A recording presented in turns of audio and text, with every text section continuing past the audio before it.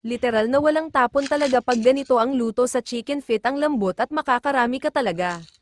Magluluto tayo ng trending na chicken feet, so meron tayo ditong 1 kilo na paa ng manok na pula, lagyan natin yan ng sibuyas, bawang, luya, paminta at laurel at katas ng binulok na isda na kung tawagin ay patis, tapos 1 drum ng tubig ulan, dapat daw lubog ang mga paa para mas maayos ang pagkalambot niya mamaya, at pressure cook natin ng 2 oras. After 200 years, ito na ang paa ng manok na pula.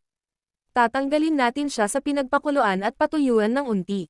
At para naman sa ating breadings, gumamit lang ako dito ng tempura flour, hot and spicy flavor. I-coat na natin ang ating chicken feet, dahan-dahan lang kung ayaw natin magkahiwa-hiwalay sila at saka prituhin. Bali 2 prito pala ang ginawa ko dito para maging malutong talaga, at ito na nga after maprito sa una ulitin nating prituhin uli. At naghiwa ako ng sibuyas at pipino para naman sa ating sausawan. Tikiman na.